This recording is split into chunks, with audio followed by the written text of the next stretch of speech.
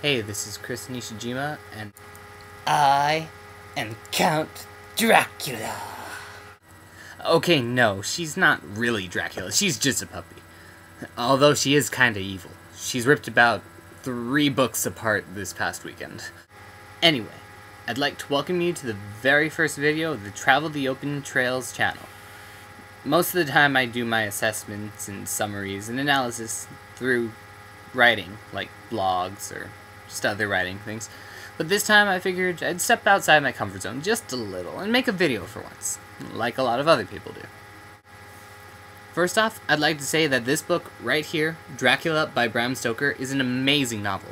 And I'm not just saying that because it was a required read and I'm trying to be a kiss-up or something. I actually really enjoyed this book. One thing that I liked about it was its writing style. I mean, usually when you read a book, you get this third-party narrator who's just some random overseer of the world. Or maybe you get the first-person view through the main character, but then you only get a little bit of personality. And really, that's not the entire story. When I read a book, the way that I see it is it's a completely different world. It may be fiction to us, but in the book, all the characters, they're experiencing their lives. And I like to try and think of it through the way that they do. That's why I really appreciated the way that this book was written. I mean, it's written through journals, phonographs, even newspapers. You really get to see the world of Dracula. I mean, you get to see through the characters. You get to meet Jonathan and Mina and Lucy and everyone, and you get to be attached to them. And it really makes you feel like you're a part of that world. Now let's get to the actual story. Not the whole thing, because I don't want this video to run too long. Just a few key points that I think are really important to talk about. In the very beginning, when Jonathan goes to Dracula's castle, you meet Dracula. And the strange thing about it is, you like him. I mean, of course you know it's Dracula. He's the king of vampires, the prince of darkness, the blood-sucking demon from hell, but you kind of feel sorry for the guy. I mean, he lets people stay on his property for nothing. He reads and longs of this land so far away where he can just be like everyone else. At least that's what he tells everyone. But it's all deception. Just keep that in mind. We'll get back to it eventually. Now, let's fast forward a little bit.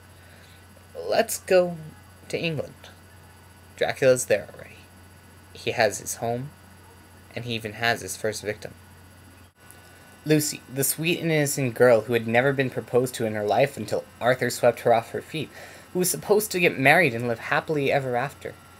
But she dies, and she becomes a vampire, a slave to the undead. And then Arthur has to kill her. When I read that part, it was just so heart-wrenching. I didn't know if I could do it myself if I were in that situation. I mean, to kill the one that I love the most, more than my own life? I don't think I could. And then the same thing happens to Mina. Although, she doesn't die. And you have to wonder, what exactly was it that made Mina so strong? Was it her hope in God, maybe? Was that the key that kept her so pure on the inside and made her fight the demon that was growing within herself? Mina knew everything that was going on inside of her, and she never gave in once. She even pitied Dracula, like I did when I was reading the story. She explains that maybe it wasn't his choice to be a vampire. Maybe he was a victim of circumstance, just like all the others. Maybe Dracula was just a poor, trapped soul, like everyone else. Now let's talk a little bit of analysis. This kind of got my attention while I was reading the afterword. Suggestions of sexual perversion, voyeurism, rape, incest, sadism, masochism, necrophilia, and fellatio. Did anyone catch that in the story? I mean, really, I didn't. One day while I was reading this, which happened to be at church, one of the ushers came up to me and he said that I shouldn't be reading that. and I was confused, because really it didn't seem all that bad. But then I thought about it, and maybe this is what he was talking about. But I didn't catch any of that.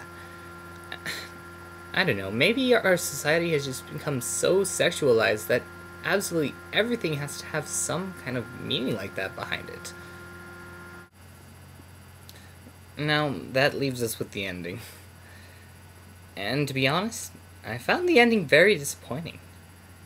I mean, you get this big scene with the sun setting, wolves rushing in, waiting for the kill, gypsies carrying a big casket, and then what happens?